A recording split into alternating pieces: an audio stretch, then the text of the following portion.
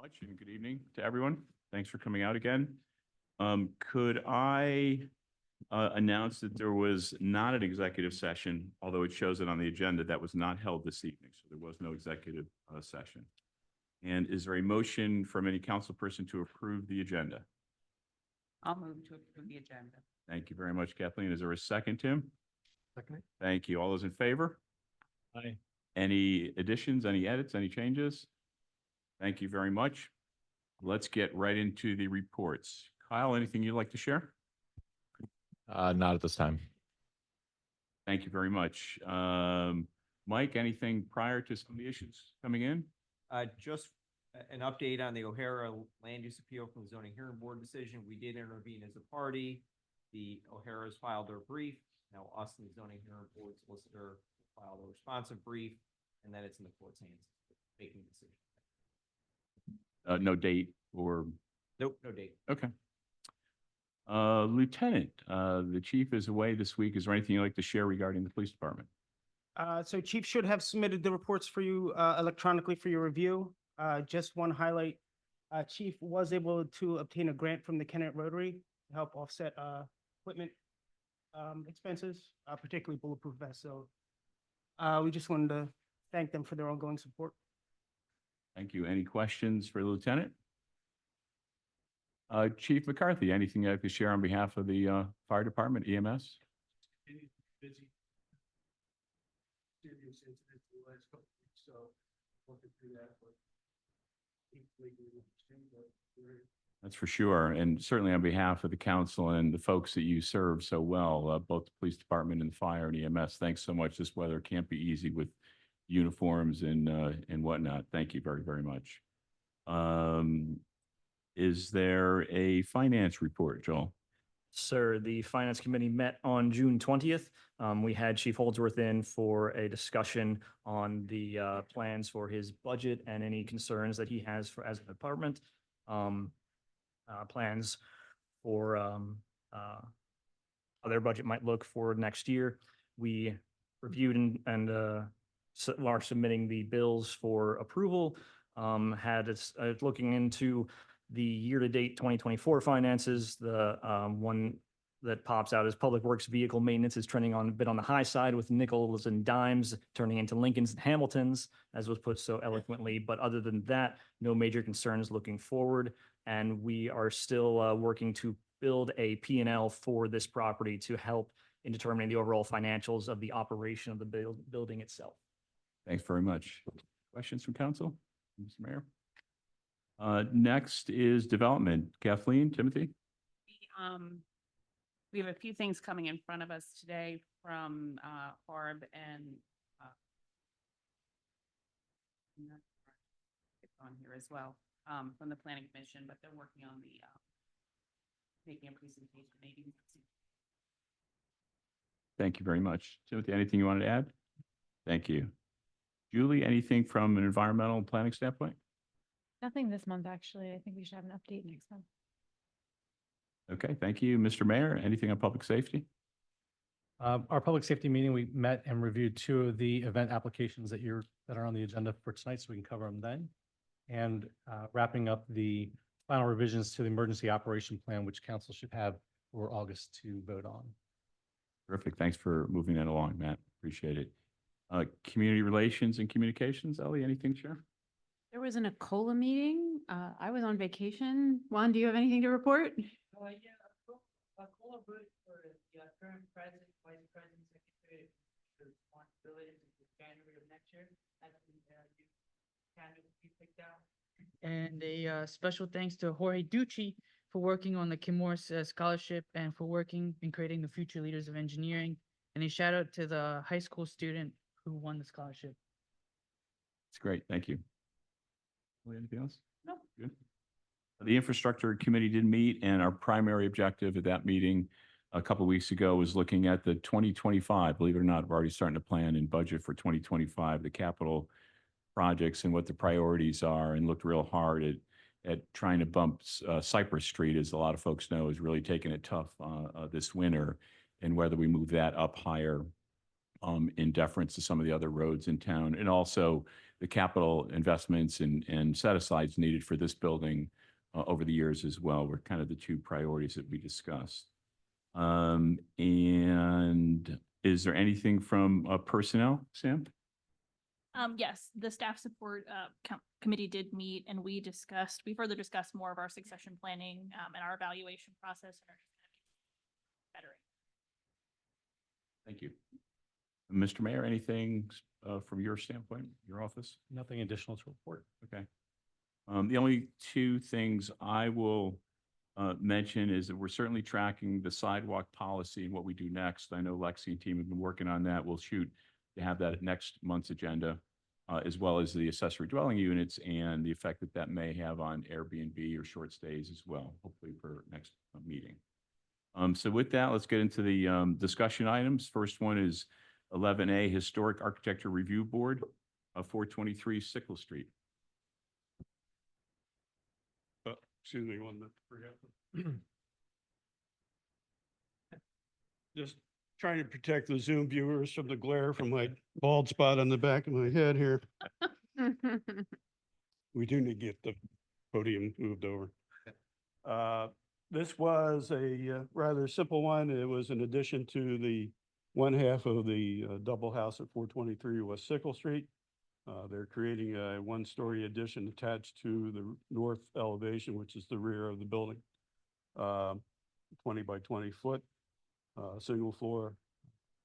We reviewed it architecturally. It meets our requirements. It is designed to mimic the existing structure in terms of siding, windows, doors, that sort of thing.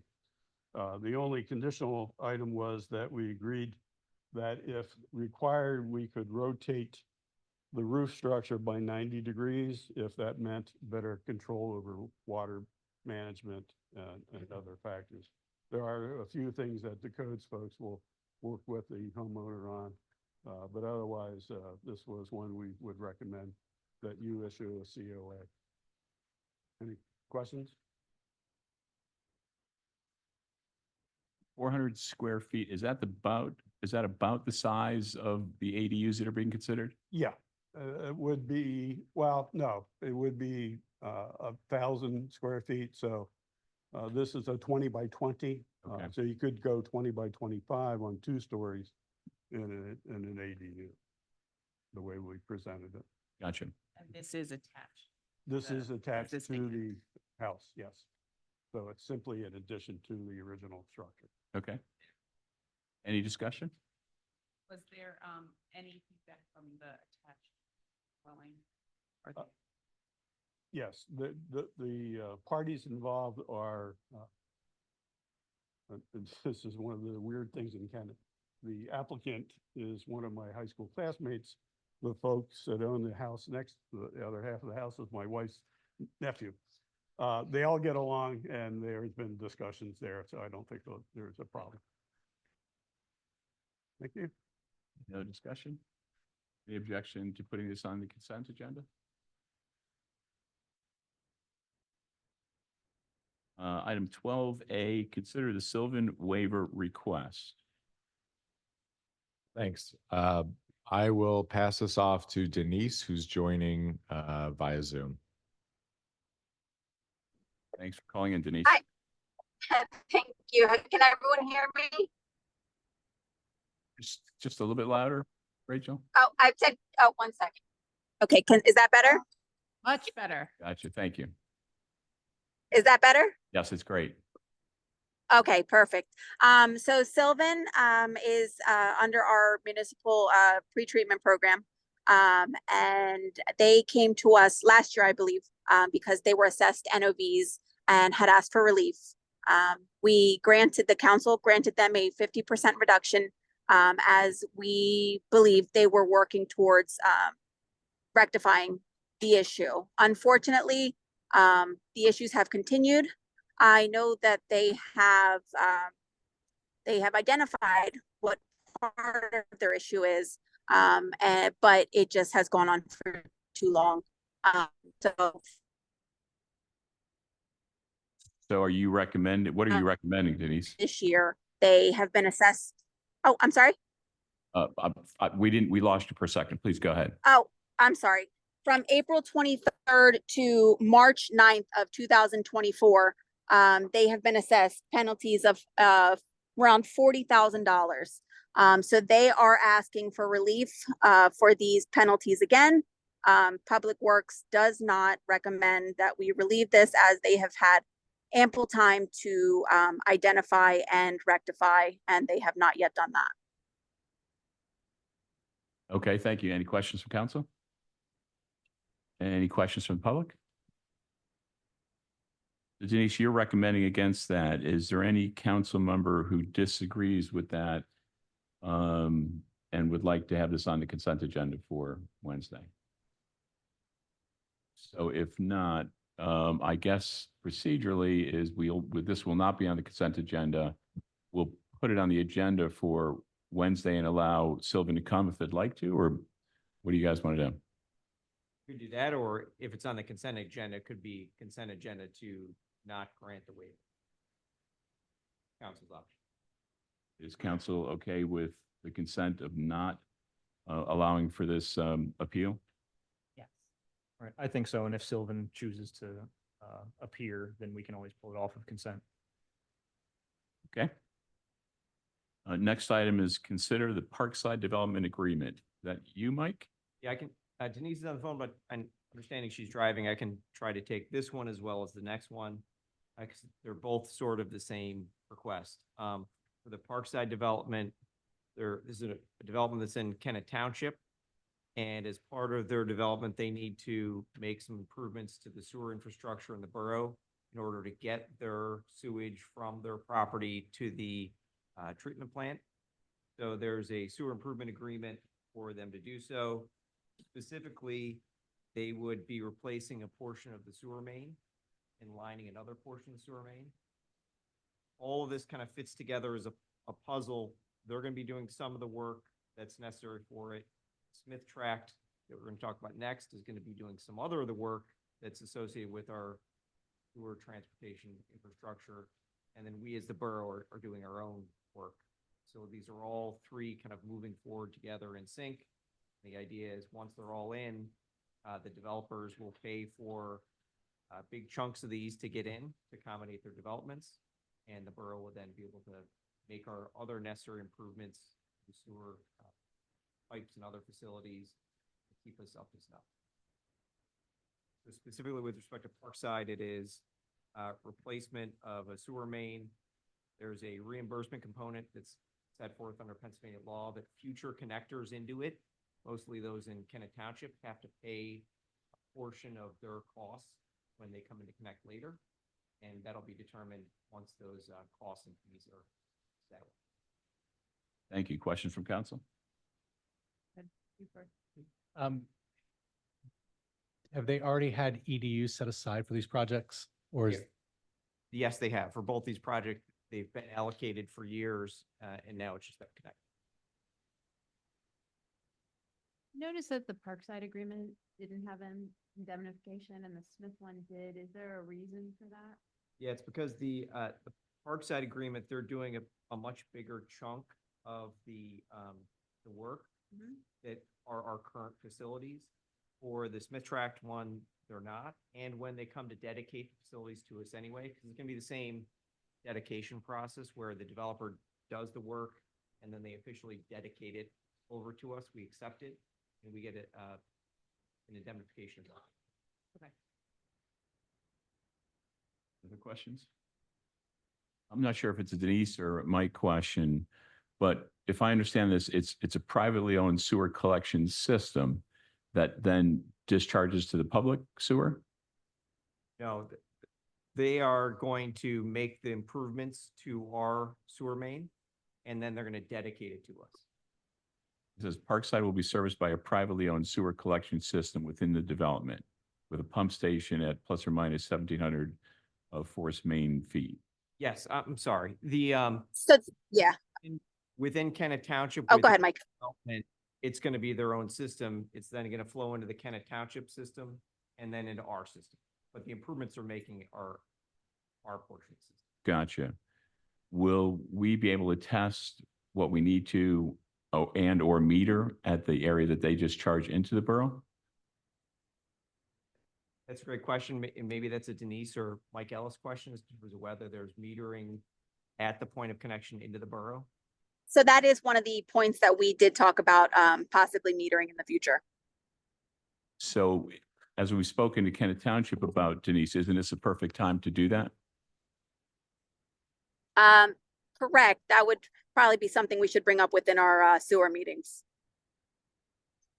That's really a component between us and Kennett Township rather Yeah. than side though. Wouldn't it still be a great time to try to do that since metering has been an issue for us? Absolutely, especially since Kennett Township has stated that they would like developers to pay for this metering. So is it reasonable to put this not on the consent agenda and see if we can't get some language to that effect added to this? If I'm missing technical, please stop me. So that would be between, it would be between Kennett Township and developer. That agreement would not be between the developer and us. But yeah, this agreement is between the borough and the developer for the developer to do the work in the borough. Correct. Which is different than the agreements that they're required to undertake between themselves and the township. And which is also separately different from the borough township agreement. Understand, but will we have another bite of that apple or not? So we always have a bite of that apple when they're going to be coming back through for their Act 537 approvals. Okay. Right now with our current agreement between us and Kennett Township, the flows are set at 318.5, which does not require them to meter those connections. Okay. Once they get over those numbers, though, that's when the dynamic we've set out with them before in terms of metering all the different connections or coming up with the paradigm that Mike Ellis, our borough engineer, established for how to assess and determine the number of gallons per day that are flowing at each of the different points of connection in the borough. That's a little bit different, though, than in kind of outside of the scope of what this agreement is. I don't mean to be difficult, but if this is the only opportunity we get, maybe Denise, maybe it's more technical. If this is the only opportunity we really get to say that, hey, we talked about metering for new projects, kind of picking up the cost of that, is this a good time to do that, Denise, or not? That it would be a good time to do that between us and Kennett Township, yes. And do we have the lever to make that happen before this comes online? Given that they have agreed in all of our previous meetings with them, I don't see why they wouldn't. I don't know if we have much of a leverage as we gave them a time frame. I think they agreed within maybe 2 to 5 years to have the metering done. Okay. And the hope was for that they could pay for it with developer funds. But that is up to them whether they require the developer to pay for it or not. It sounds to me like we just need to get pen to paper on that agreement between us and the township. And then the township can do whatever they want as far as how they want to pay for it. Correct. So we're currently working on that within the Act 537 discussions. So a text message I got from Rob says that their pump station is metered at Parkside. So hopefully that's covering what we're asking, which is that we're metering In as specific instance. Okay. putting in news. So thank you, Rob, for calling in wherever you are. So is it okay with council if we not put this on the consent agenda and try to clarify that the Parkside portion will be metered and then we can approve this on Wednesday, assuming that's covered? Sure. Is that okay? Mhm. Okay. Thank you. Thanks. And Mike, would you follow up with the Smith tract? Pump station? Tract is putting in that it's a replacement of an existing pump station that the developer will be installing. And the developer is either going to, they're going to put in the pump station. There's a value assigned to it of $900,000. And to the extent that it costs them more than the 900 to put the pump station in, then they're gonna still put a pump station in. To the extent that it costs them less, they have to contribute the delta to the borough. Otherwise, it's a same concept of the agreement. Developer puts it in, ultimately dedicates it over to the borough. Any questions from council? Denise, I understand this is a big positive for the borough getting this replaced on the developers, as the developer's project. Is that right? It absolutely is. This pump station is in poor condition, and we have been doing what we can to keep it alive until we can get this agreement to go through. Thank you. Any comment from public? Could you, I'm sorry, can you say?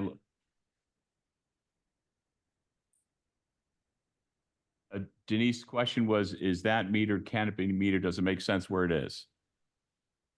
The meter, I'm sorry, for the, are we talking about the pump station for? It's, so from a practical standpoint, it's sort of, it doesn't apply here, Denise. Is that fair? It's a. pump- Correct. Okay. So I think it's sort of not applicable. John? Well, we all know this sewer system is all screwed up when it comes to Kennet Township. Is there a way you can get to the point? And as we need to Can, talk to can, Kennet Township. can you use the mic? Can you use the mic so people on Zoom can pick you up? If you hear me up there, I can't get up, but I think you can. Get help. Thanks, Danny. Thank you. Thank you.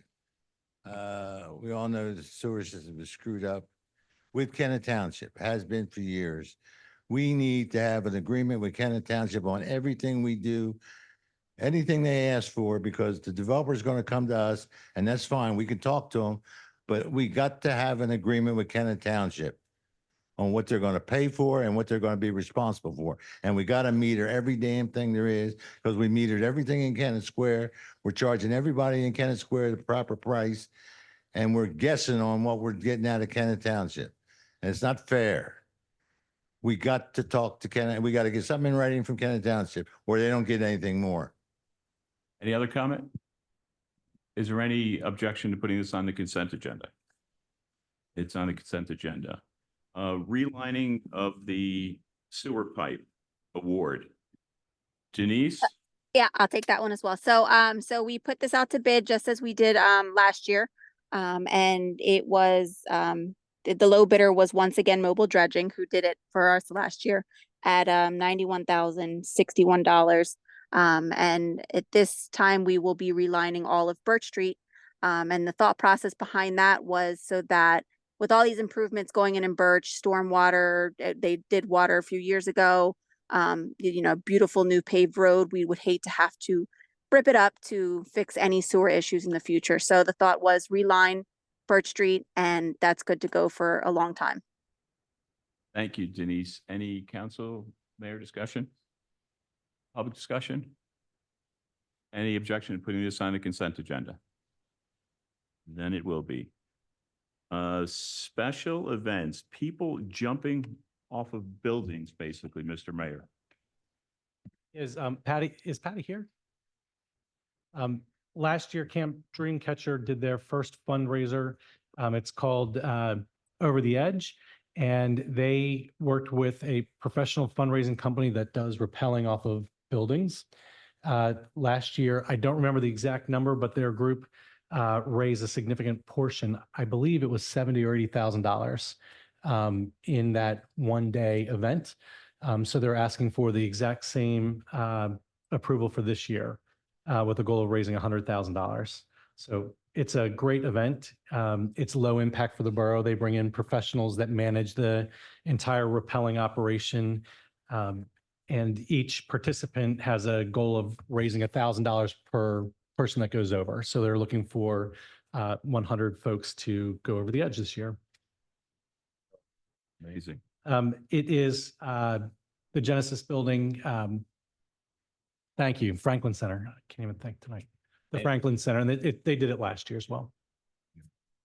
Any council question? It's not high enough, John. They go all the way to the top. Any objection to putting this on the consent agenda?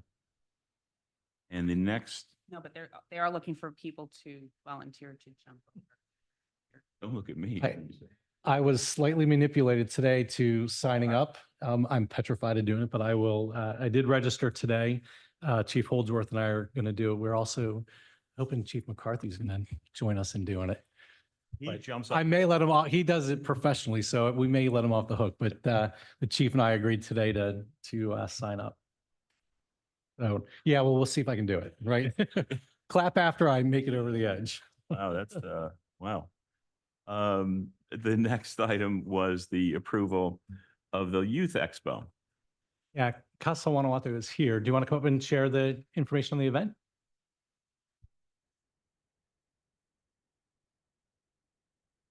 Good evening, everyone. My name is Gonzalo Cano. I'm the president of Casa Guanajuato.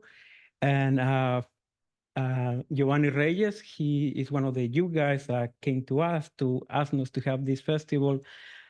So basically, this festival is about information for the guys in the community, for the young guys. We have a significant number of youth guys, Latino, Hispanic in the Kennedy School District. We saw the report, and the grades for the Hispanic students are on the lowest. So we want to have information for these guys about education, about how to get involved with the community. Juan is going to be one of the speakers for this event, and Giovanni, he's going to be in charge of car exhibition. So the guys also can have like cars and see not only education stuff, vendors, but also things that they like cars and stuff like that. Giovanni, you want to say something about it? So basically, the whole car show purpose, I know I grew up in Kennet. I went to Kennet High School and everything, and I've been a car enthusiast my whole life since I was a kid. And then basically, I own my own shop since I'm right now 22.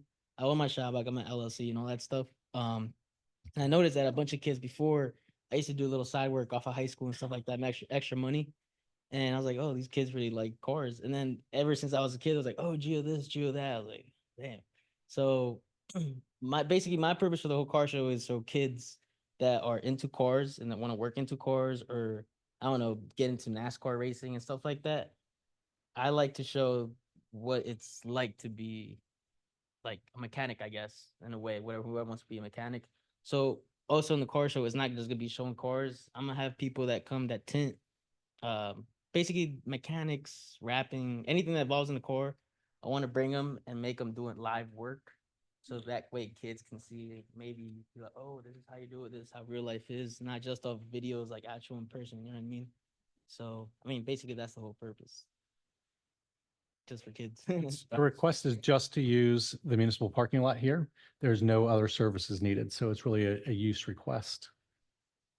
Are there service fees associated with it? There are not. Correct, Kyle, there are none for just you, because there's no other necessary items. I would just, I have two comments. One, it's great to see the space being used for the community, and that's what it's there for. It's government owns it, and it's great that you're going to use it. Second is, how do you register to get involved in this? Now that's where I need to work with him and. All right, well, you have to follow up with me because yeah. my husband is a race car engineer. Oh, there we go. Yeah. Yeah. And another thing I want to comment, 'cause I know you're officer, right? So another thing is I know there's a bunch of kids that make car events or meets, like let's say at the car wash or up at the McDonald's parking lot, whatever, and at nights. And I know there's been a couple accidents and whatnot. So my whole purpose is that hopefully this first event, it goes pretty good. And that way we can have more often. That way kids reduce the little night meets or whatever that become, reckless or whatever. So people come in and have an actual meet in town where most people are more like, oh, look at that. And they come in.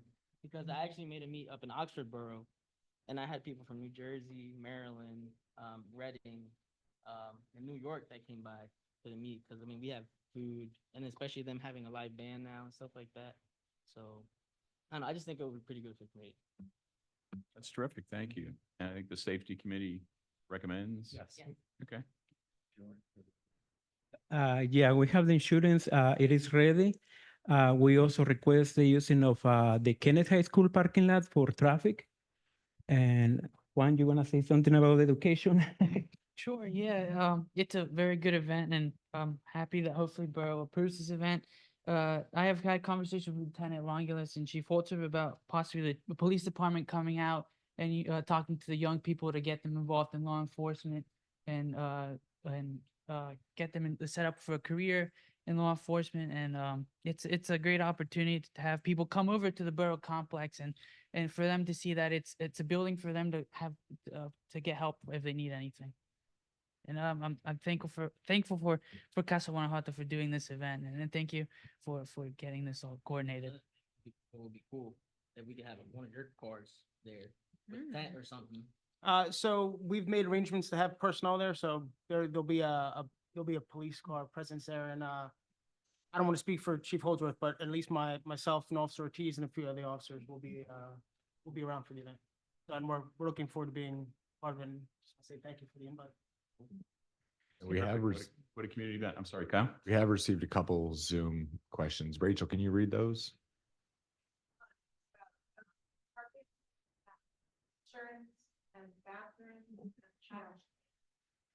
So we are gonna take care of the trash cans, the bathrooms.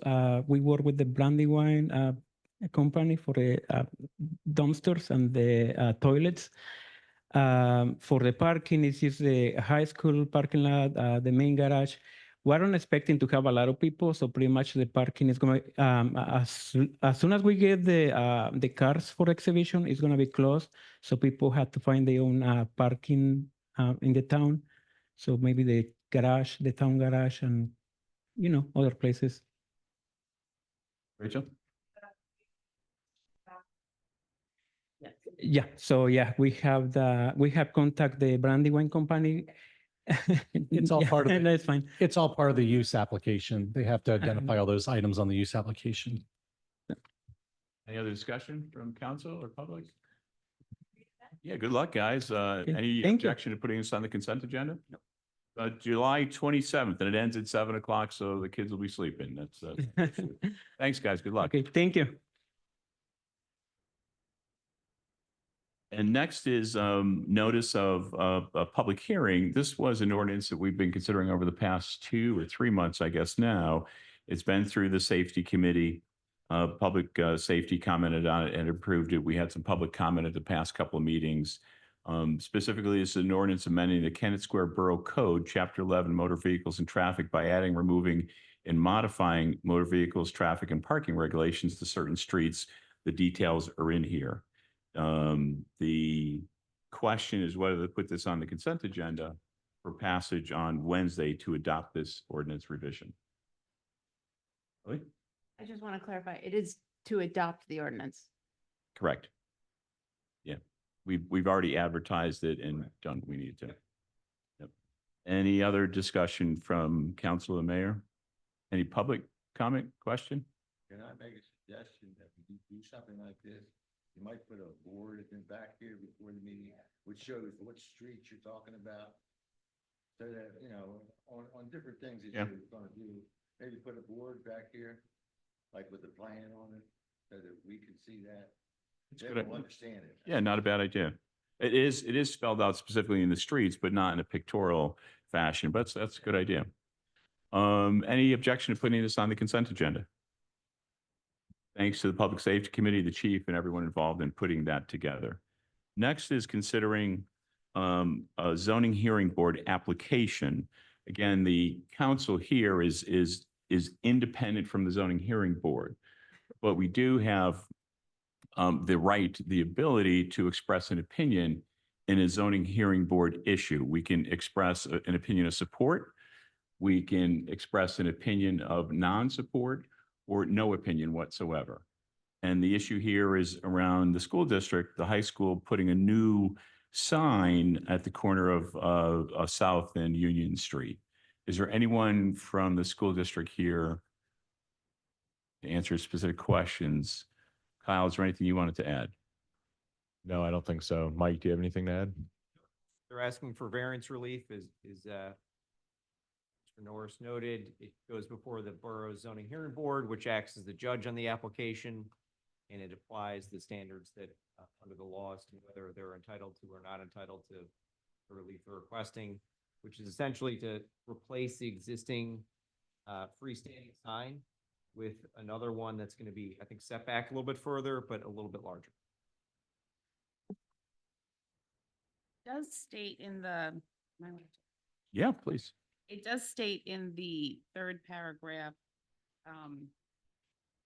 seeking a variance to permit internal illumination for the sign. And there's no indication of what that would be because it says they're concrete letters. So is the thick acrylic letters that are supposed to be black, what's going to be illuminated? So it's not clear what their request for illumination. Unless I missed something. Kathleen, I believe it is spotlights, 3 spotlights that can change color, and they're gonna change it with the holiday season, everything. Oh, like that. okay. So it'll project onto the concrete. So it's not like the letters. letters are illuminated. No, it's I believe it's 3 spotlights. Yeah, Right. from what I remember, I think the lights were gonna be like mounted like below the letters, but Okay. on the sign, I believe. Yeah, it wasn't clear in Yeah. their note. Any other discussion? The sign looks nice. It's more modern. It's much easier to read. I would ask the council to consider a letter of support actually on this one to the zoning hearing board. Is there any objection to that? Can we put that on the consent? I'm sorry, Joe?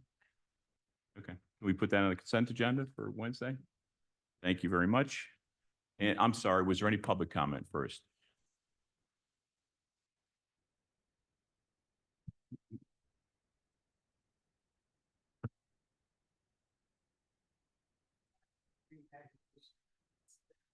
I noticed that you've been giving your opinion on the hearing board business before they even take effect for any action on it.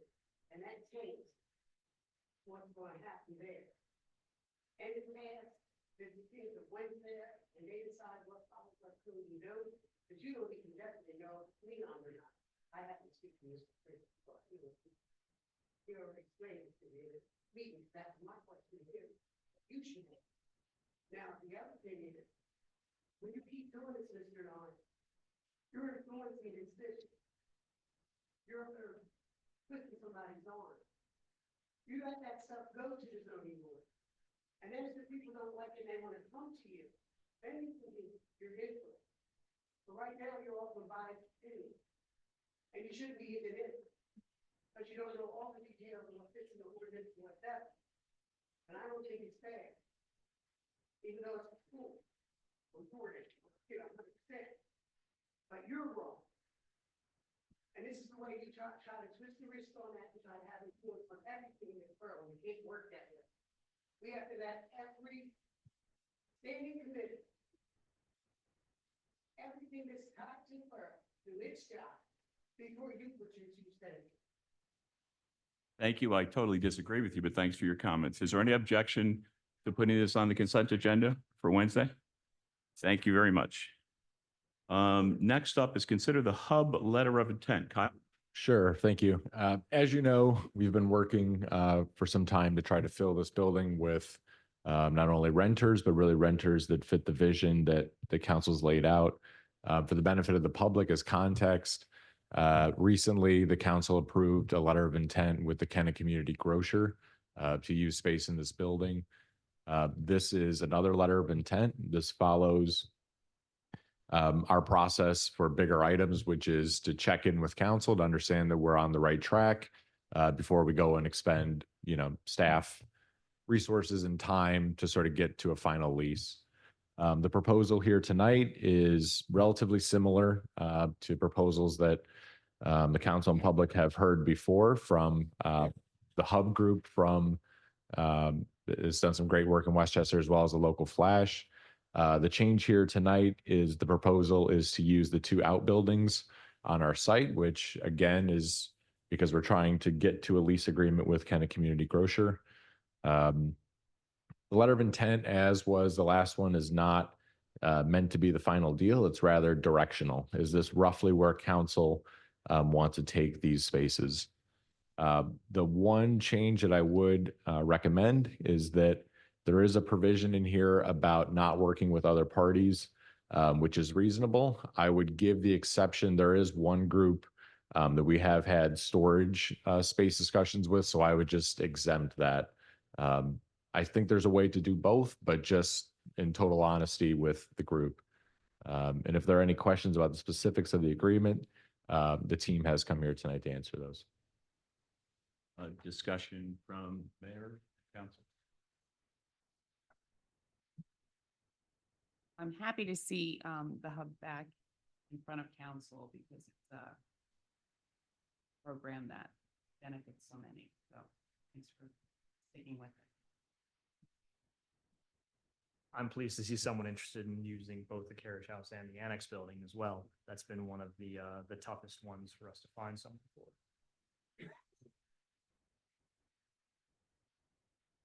Any other discussion? Kyle, can you talk a little bit about the parking needs or maybe the folks from the hub, just so that we understand? But I don't think it's that specific yet, because we'd want to go through this in the lease process. The really good thing here is that we're taking quite a few of these offers at the same time. So you would imagine that there's some overlap and there's some ability to share parking. Ideally, if all goes well, right, you would have a Kennet Community Grocer traffic that would cycle through the day and then come 6 or 7 at night, they would leave, you would fill it in. Ideally, you always have one empty space. It's really hard to do, but that's the idea. So it's a long way of saying we'll get through that with the formal lease process. You're comfortable with? It's a mixed use site that's going to have different parking needs at different times of the day. Yes, we are. Thank you. I'm thrilled that the folks from the hub have continued to come back. It's been probably nearly almost 2 years worth of work. And I don't know if you remember last time we met and we sat in this room, I said the wheels of government turn slow, unfortunately, and it just takes time and energy and consistency to get things over the finish line. So I'm glad you've been consistent. I can't think of a better use than a public venue for arts and for entertainment. It is absolutely what we invested in, and to see folks take that and run with it, I'm thrilled with that. Angelina Richards, anything you'd like to say? Very quickly.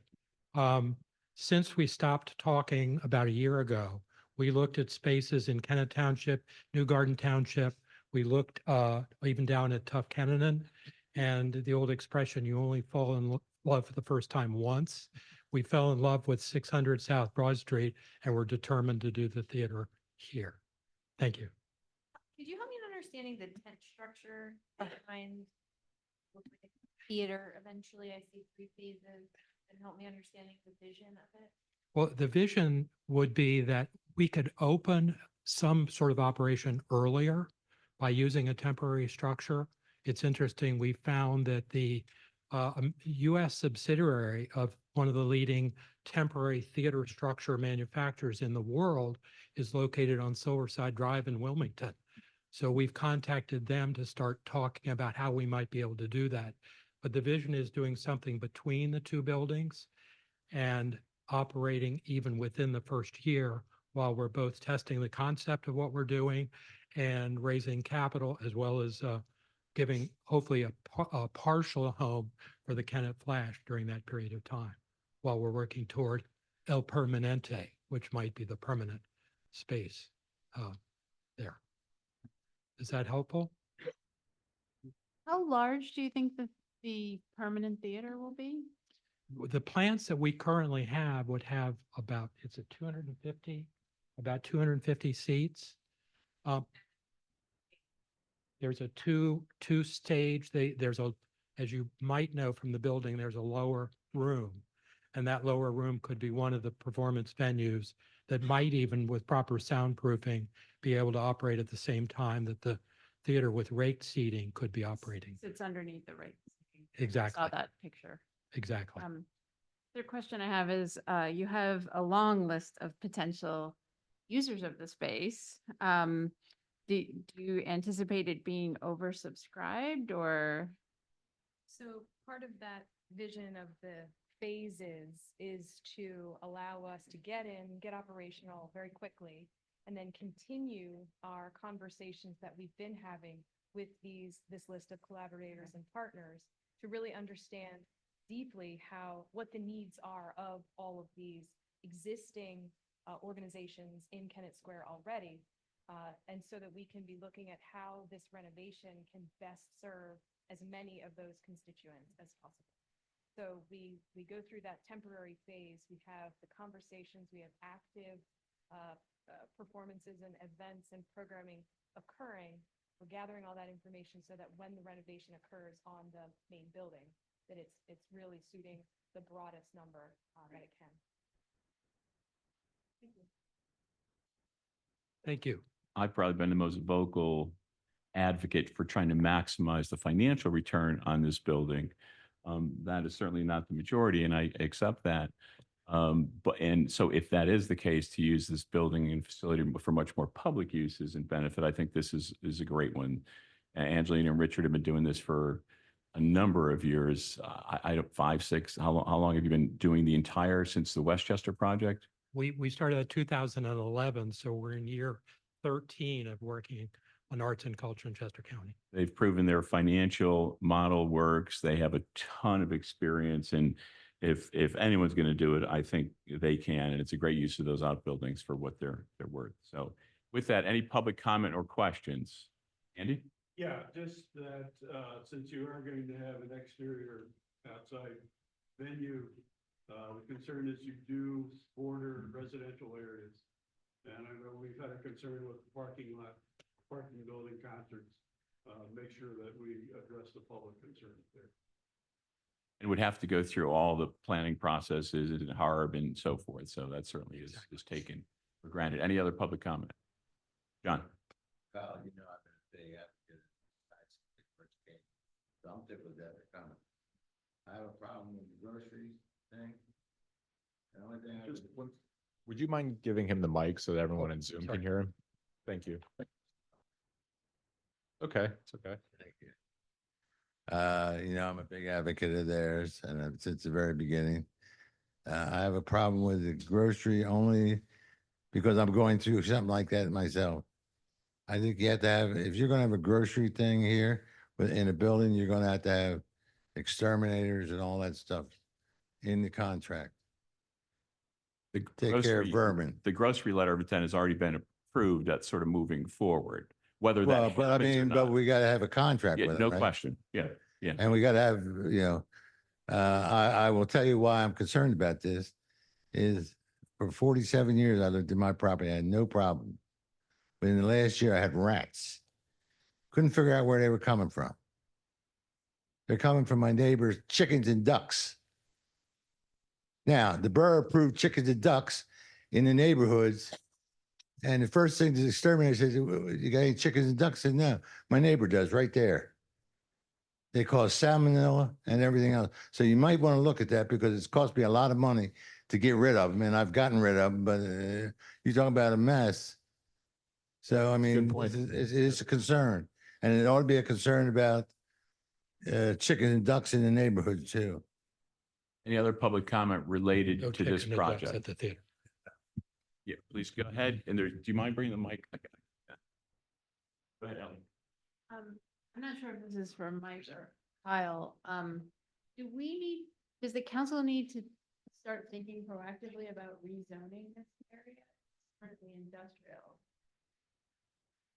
No, it's a wider office industrial that covers culture. I forget the exact language, but I believe we're covered under this. Yeah, their use would be permitted. Thank you. I have a question. Will the borough still need to pay the management leasing company a percentage? That's my real issue. I think it's great to rent the properties, but if they didn't find the tenants, I have an issue with them receiving funds. There's a couple answers there. So for one, there's something of a finder's fee. And I believe in our contract, we made a provision that that was quite a bit lower if we had started the negotiation. So I still think there's value in executing that, it was a small sum, but then all of our contracts are the same language. We probably will use that, but it's a much lower fee. And then as far as ongoing costs, we would have that fee if this proposal ends up as a lease. But if it ends up as a sale, then we wouldn't, right? So it depends on where this ends up going. And the flash is included in this project as well.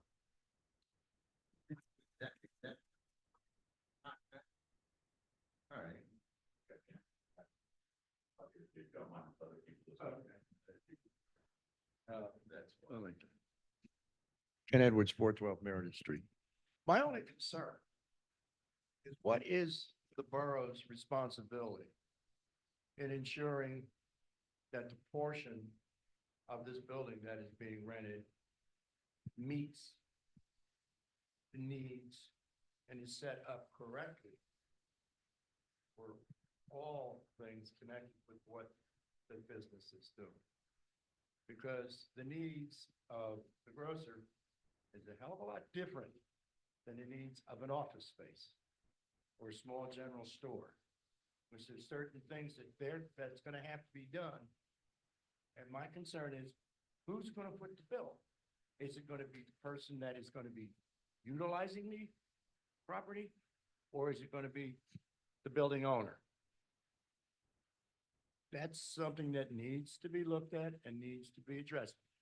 I know what it's like in Jersey, and I know it's different here in Pennsylvania, but there are some things that are the same.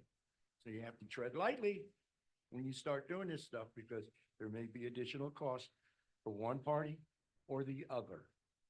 Mike, do you have a comment on how we can protect ourselves? Yeah, so typically fit out, which I think was what Ken is mentioning, fit out as we've envisioned it is going to be done by the user. Is there any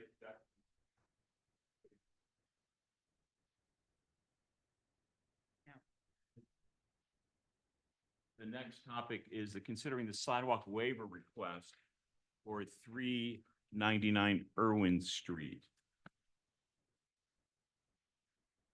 Good evening. I'm Randy Bren. Myself and my wife Paula are the owners of 399 Irwin Street. It was new construction and finished up in November of 2023. And when we bought the property, we assumed an escrow from the Virgilio estate for improvements to the property. And we got a letter of credit referenced that was discharged and canceled from the finance director, but it turns out the funds haven't come to us yet because we don't have a sidewalk. And we're seeking a waiver for the sidewalk because there's currently no sidewalk to connect to. There's no sidewalk in the neighborhood on either side of Irwin, Hessian Drive, North Washington, or Roney Street. There's no sidewalk planned, as I understand it, in the foreseeable future. All the houses there are fairly mature and no new construction that I can see. The property is a flag lot, and so we only own a certain amount of frontage to the road. And right now, about 70–80% of it is my driveway. So there's really no place to put a sidewalk. There might be 1 foot on one side, and I think about 6 to 8 feet would be a sidewalk on the other side. And it essentially would just sort of be a concrete platform. And in addition, on that side, it would require a two-sided retaining wall because of it's to be constructed to hold back the earth from our property and also the neighbor's property, as there's a sort of a steep grade to the road, and it would protect about a 8-foot by 3-foot platform. So those are the reasons that we're requesting a waiver for the sidewalk. I realize it is an ordinance. We're not opposed to sidewalks. It's just that it would be the funkiest sidewalk in Northwest Kennett that you've ever seen. So. Thank you. Comments from the council? Sure. So I appreciate that introduction. Lexi, do you mind? Lexi is our manager of planning, zoning, and code enforcement. I think she can give a good perspective of some more background here as well. Yes, so it's a fairly old project. It was a subdivision back in 2012, 401 Irwin Street, which was owned by the Virgilios, which they have since sold in 2015 to a new owner of 401. The subdivision plans actually did call for a sidewalk in front of the existing 401 Irwin Street and the new 399 Irwin Street. So the requested sidewalk would also go along the front of 401, which is a little bit of a longer frontage. That is part of the subdivision plans. That was part of the escrow funds to cover the fees for the sidewalk. I believe there was some confusion of staff turnover where the document was signed that all of the work was completed. I believe that was in reference to the CO for the building, for the completion of the building. My recommendation would be to follow our policy and our subdivision plans. If we wanted to grant a waiver, I would like to consider changing our policy in order for it to be fair going forward, where either if there is not an existing sidewalk, future owners would not have to put a sidewalk, or to enforce the policy where sidewalks need to be on every street in Kennett Square Borough. So somewhere along those lines where it's fair for current and future owners. Thank you, Lexi. Mr. Mayor?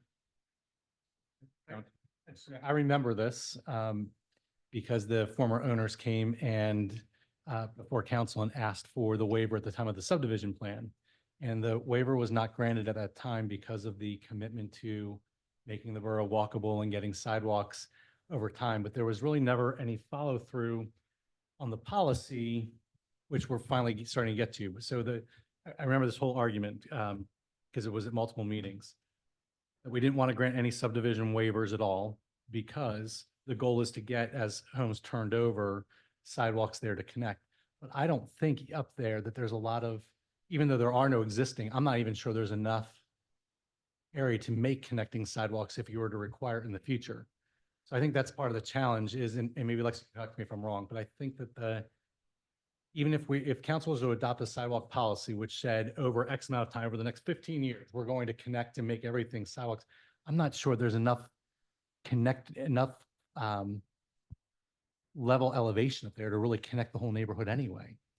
Is there? So with the new sidewalk policy, it would be a requirement for people when they sell their houses to install sidewalks if there isn't one already. So say 20, 40, 50 years down the road, we could have all of Irwin Street sidewalk. However, currently it doesn't look like there would be any potential subdivisions that would require immediate sidewalk. It'd most likely be at the resale if we did include that in our policy. Let me just follow up if I may. I think the question is topographically, is it possible to put a sidewalk in that neighborhood? It is. It would involve regrading, possible retaining walls. It would be possible. It would just require some significant work. Gotcha. It's that part of town is unique, and Hessian Hills has no sidewalks, and it's less than 30 years old development. I live on a lot of the streets over on the west side of town, northwest side of town. There's sidewalks on one street, not on the other. There's weird elevations going down to the street.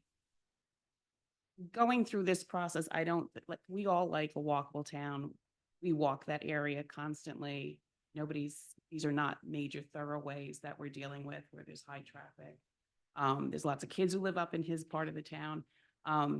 So I'd like us to sort of revisit how this is, as we talk about even the cost of replacing the sidewalks that exist and that expense going on homeowners, then to have new sidewalks getting engineered for a house just to go on the market. I think we're putting some stress on the neighbors. I do have a letter from 401, the Schurs who bought the Virgilio house, and in regards to the proposed sidewalk in front of 401 Irwin, that's their home as part of the easement made years ago.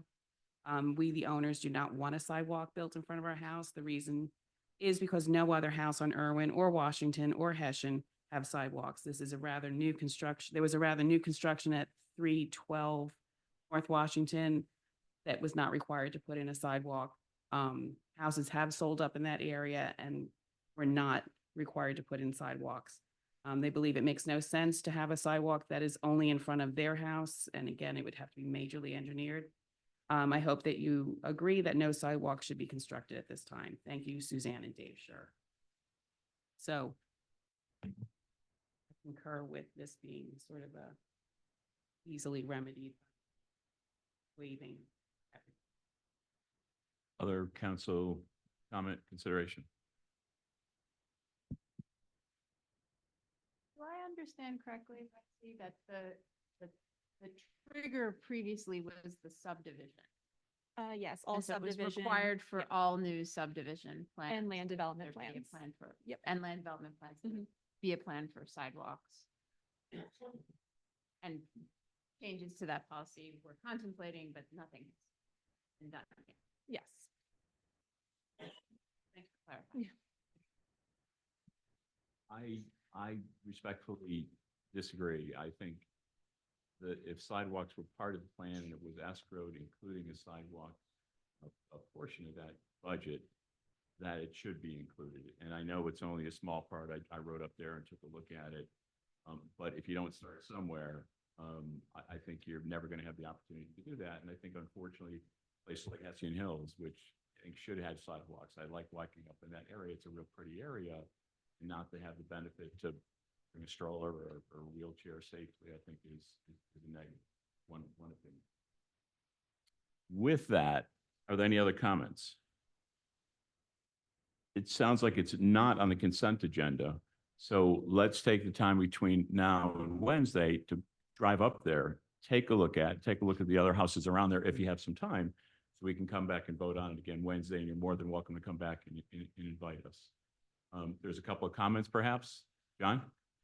Yeah, my father lived on Earl for about 20 years. He didn't have a sidewalk in front of his house. There are no sidewalks up there. A couple councilmen lived up there, didn't have sidewalk.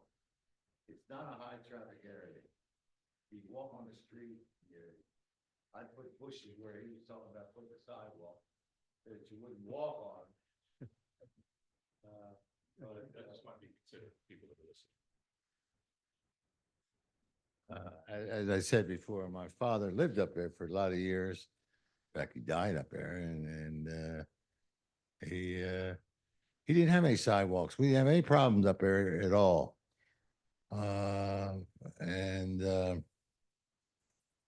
It's a nice neighborhood, nice neighborhood. There are exceptions everywhere. I'm a big rule follower, but there are exceptions, and I think this neighborhood right there is an exception. It's only because there's not a lot of traffic. I mean, it's not a big through street. It's way up in the corner. Nobody even knows it's there half the time. So I would recommend it, leave the man alone. Okay, thank you. Charlotte Watson, 523 Magnolia Street. Very much versed in this area because 409 was approved when Mr. Vigilio, who owned the store, was alive. The subdivision was approved then because they made sure they were grandfathered in to be able to sell that property behind their house. You're behind their house, 401? Are you behind 401? Yes, that was their property, all of it. And they made sure they be grandfathered in. But all that gentleman can do is put some macadam down for a driveway. There's not space for nothing up there. So it's not logical to say we're going to turn this down, and it shouldn't be here. It should be at the zoning board, and they would have decided this one by one. Because if you don't know in Canada, we have residential districts where you're not invited in the neighborhood, and that's one of them. Haitian Hills has families, privacy, there's no reason for you to be there. Tramp all over their neighborhood. It's not a public space. This doesn't have the density. They stay to themselves. There are no longer kids playing hockey, sledding. So, please do not destroy the charm of Kennett Square. And when Mr. Chickarone built Haitian Hills, he was the first developer in there. He did not have sidewalks because it's a residential district. That's different than a public street. We have districts that are different in Kennett. We have some with those little markers that go all around. I call them, what are they? What kind of material is that? They just stick up as borders on their houses. That's the charm of Kennet. When we start trying to put a sidewalk everywhere, that's ridiculous. You can't put a sidewalk on the side of my house. You know why? All the sub pumps are going to drown you. Because I'm at the bottom of a hill. And all my sub pumps go on that side of that house. So I'd have to take you to court on that one. So you need to understand that this is a one-by-one thing to be done by the zoning board, not our zoning officer. Should have referred. Any other public comment? Mike, is this a zoning hearing issue? No, it's not. So the zoning hearing board deals with deviations or variances from the zoning ordinance. This is not a zoning ordinance requirement. It's a subdivision land development ordinance requirement. So it comes before council, not before the zone. Next up is the State Street Grant Project scope of work. I'm going to ask that we push this to Wednesday, have a Okay. little more time to work on it. Thank you.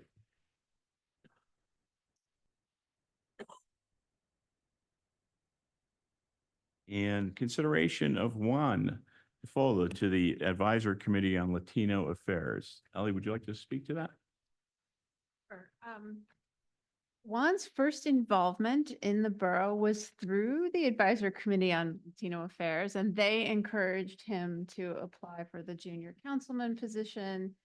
And now that he's 18, he would like to become a full member of ACOLA, and everyone on ACOLA fully supports this. He's been a real asset to the borough. Very nice. Any comments? Certainly concur with that, Juan. Thanks for your activism and how involved you've been in the town and want to remain. That's wonderful. Thank you. Also, unfortunately, Jeff Muka, who is a Finance Committee member, really strong financial person, is moving out of Kennett Square, so is passed on his resignation to the Finance Committee. So anything else? Okay. Any issue with adding both of these items to the consent agenda? Thank you. And approval of the bills. Joel? As I mentioned in my report, the Finance Committee went through the bills and had all of our questions and concerns answered sufficiently. So we would submit them for, recommend them for approval. Any questions? Any objection to putting this on consent agenda? And approval of the June 3rd meeting minutes. Any comments, suggestions, edits? Yeah, I have an edit.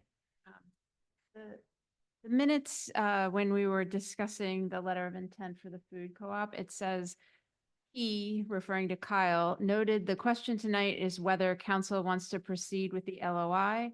It's not a vote on the LOI as a final document. And I thought that was a little bit confusing about what was actually happening. And I propose that we change it to noted the question tonight is whether council wants to approve the non-binding LOI, which will allow staff to begin working with the Kennett Food Co-op to develop a formal lease agreement. Great.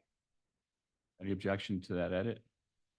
Any objection to, with that edit, having the minutes for the June 3rd meeting on the consent agenda?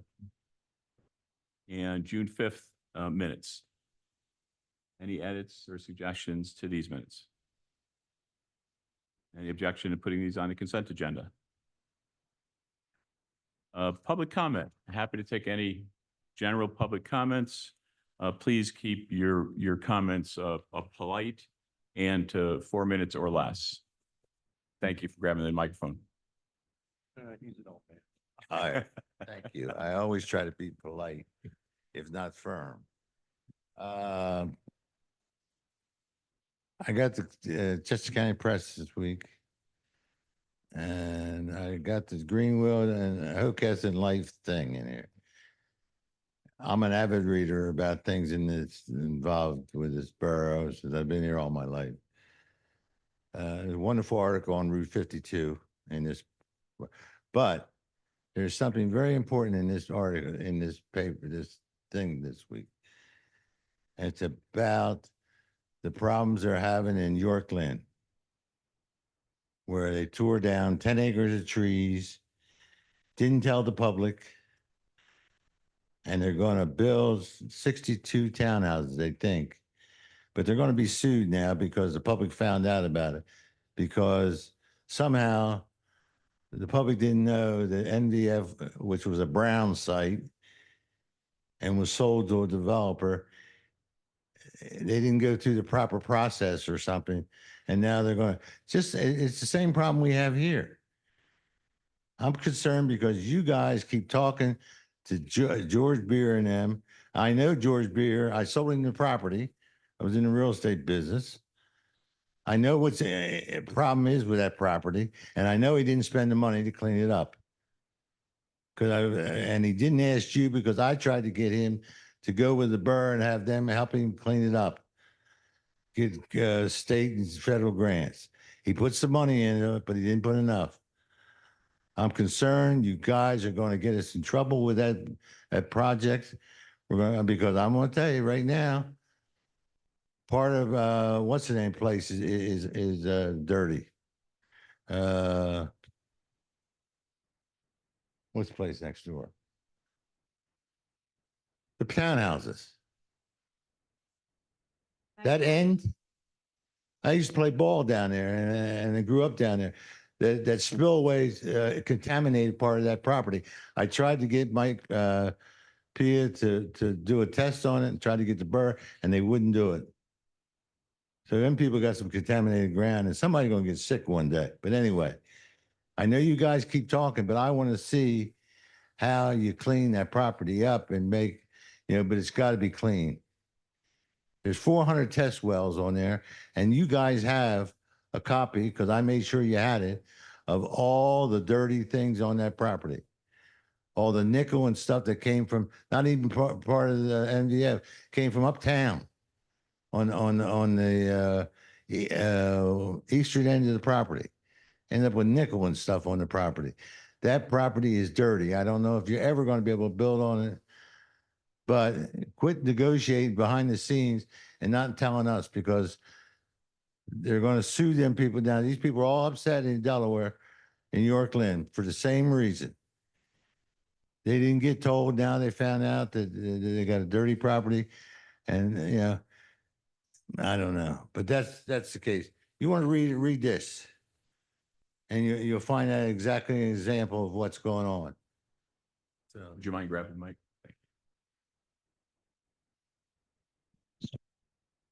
Margaret Oplinger, 251 North Broad Street. A couple things. The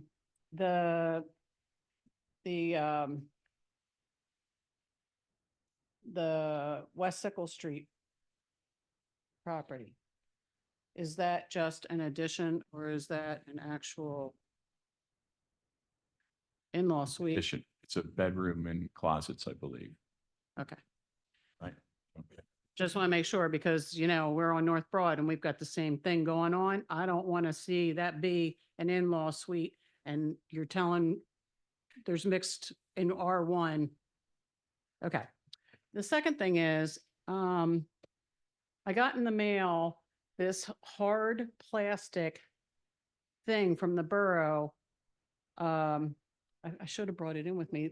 The thing that we got in the mail. One side was in Spanish, one side in English, and it was about what was going on. Well, I was wondering why we spent so much money on that. Why it couldn't just be a piece of paper. And then I get the Kennett newspaper or the little magazine thing. There it is again. I don't know if we paid for that. I don't know what we're paying for. But I mean, we used to get pieces of paper folded up and stapled and sent through the mail. That has to be a lot cheaper. I don't know why we spent some laminated something. That makes no sense to me. That's a waste of our tax dollars. Sorry, that's all I want to say. Okay. Al, do you want to respond or? Yeah, I'll provide an update during my comments at the end. Charlotte Watson, 523 Magnolia Street. And piggybacking on John about the NVF, you'd have to answer be Nixon Park out of that. Because he was a junkyard, but we named a park after him. And he dumped all of that, that hazardous waste down there. And the Phenolite Company, which had the paper they made, tarps that was so deadly, people didn't even want you around it as kids.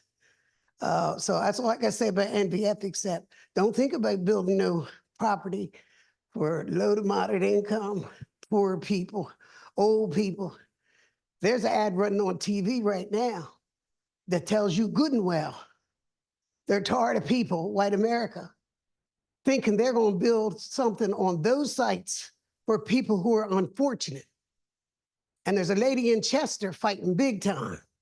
Not to mention the people who fought down the main line and won the class action lawsuit from a railroad station. So don't play around thinking you're going to get profit over top of human life. It don't work. Now, there's a lot of work trucks in the neighborhoods. We used to have a thing about that.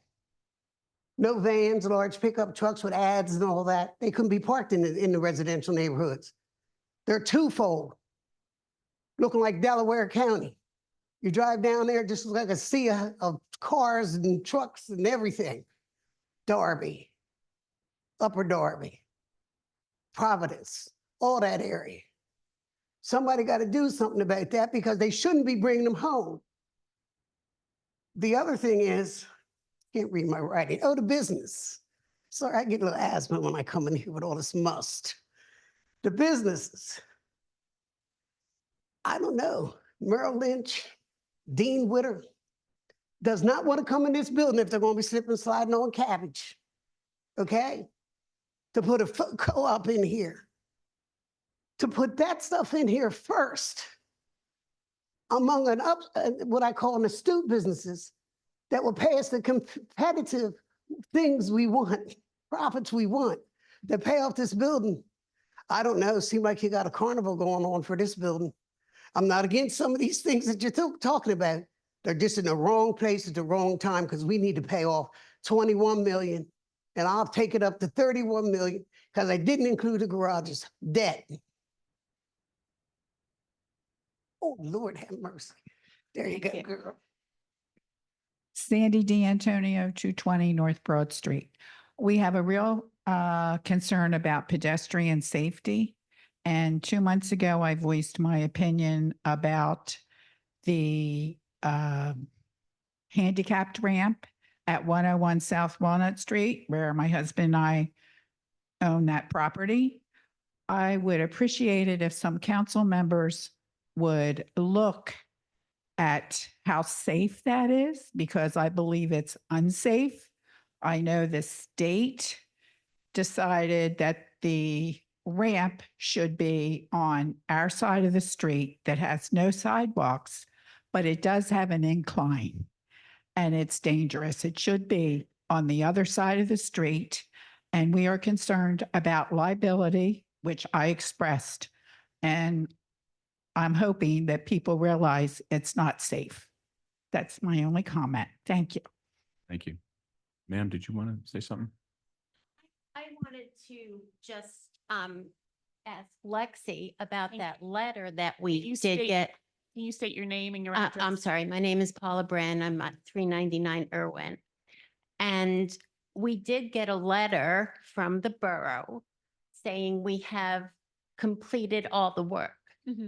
So you've had staff changes, is not, should not have impacted our project. So we get a letter saying we've completed it, and now you're saying, oh, no, you haven't.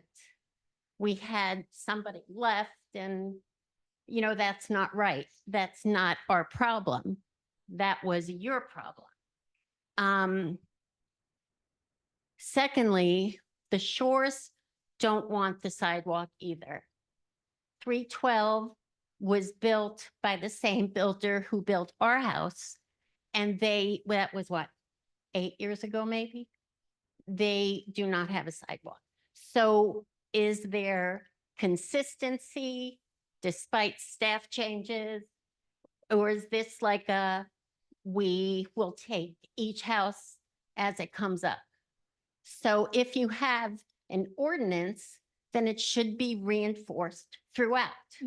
And you should not send letters saying we've done everything when apparently we haven't, because now you've decided, no, 312 didn't need it, but 399 Irwin does. I don't understand. And I would like that maybe explained on Wednesday, if you can.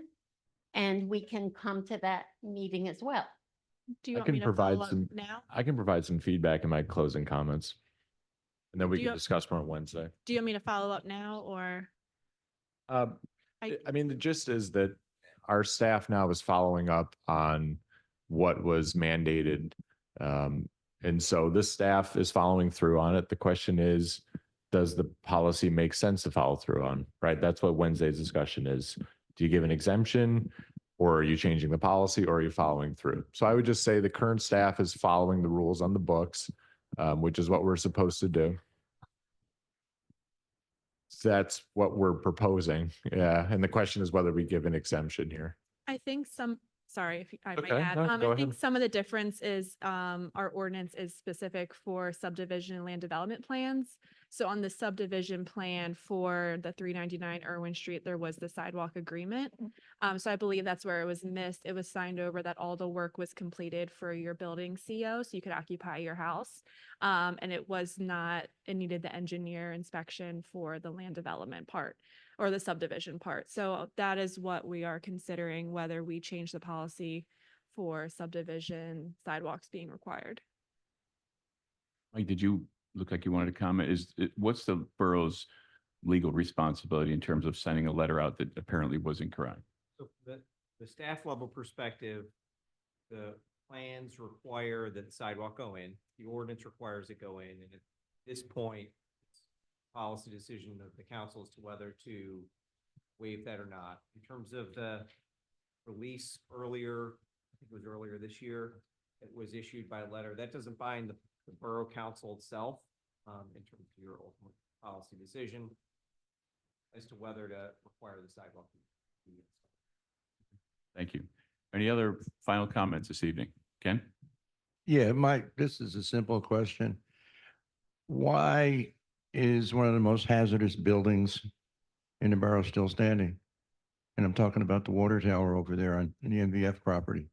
I don't know if there is any water in there, but that damn thing I give it 2 more years before it collapses. And if it does, better hope it falls this way and not when a train's going by. Because then you're interrupting commerce and there's possibility of injury. Plus, if there is water in there, I bet my bottom dollar that water is contaminated. I think it's a And valid. it needs to be disposed of in some way. I think it's shape, a or form. valid question. Lexi, is that something that your department could take up just to determine that it is safe? Yeah, I can look into it. Thank you, Ken. I think there was one final comment. Do you mind grabbing the microphone, miss?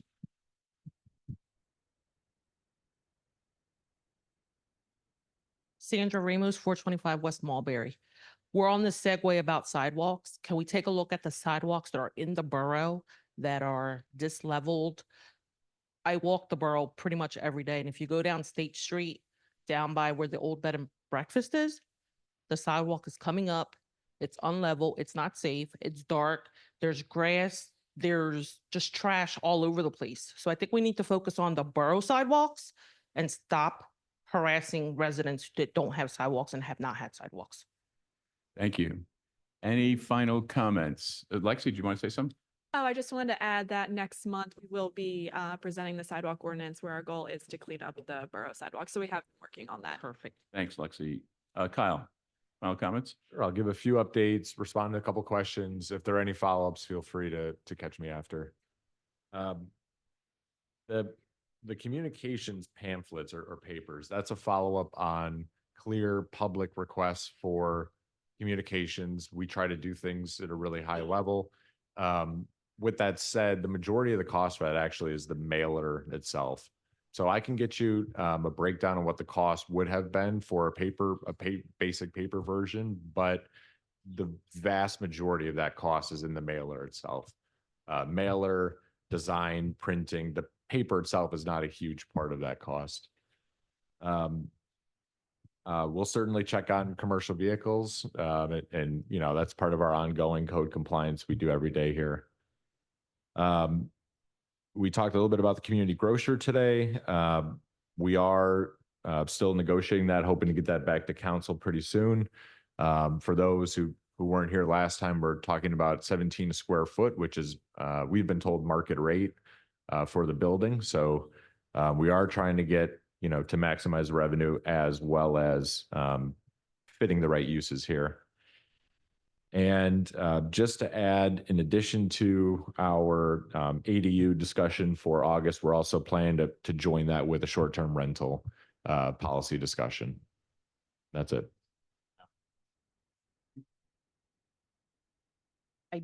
I guess, about the water tower, that's on property that the borough doesn't own.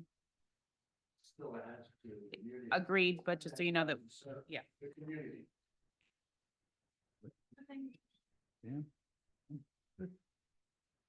Just a quick reminder, if anybody knows somebody that's interested, this Friday is the last day for applications for our police department for a full-time position. And this will be the very first time that we are accepting applicants who do not have the Act 180 certification.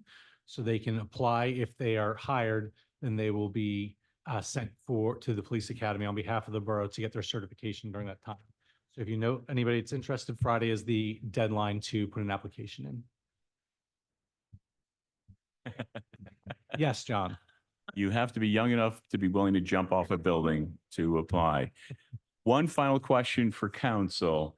There was some discussion, Kyle and I actually last month or a couple of weeks ago talked about whether combining the August meeting, which is currently August 5th and 7th, into an August 5th meeting to make it both a workshop as well as a working meeting, a voting meeting.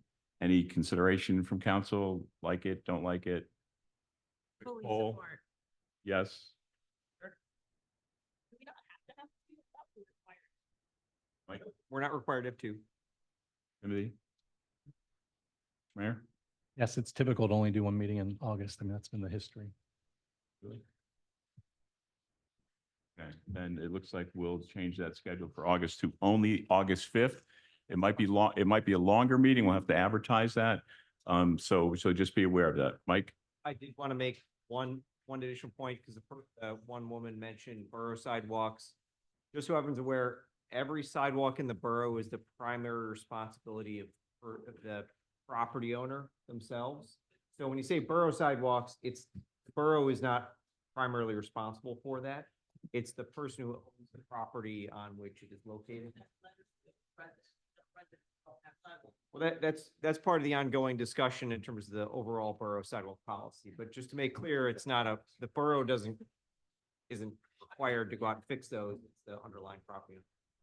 Is there one comment?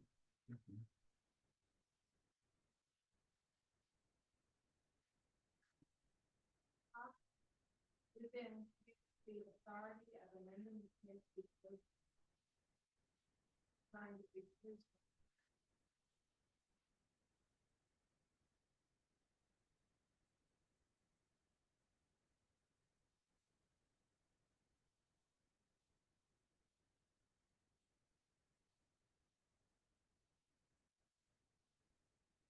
Thank you very much.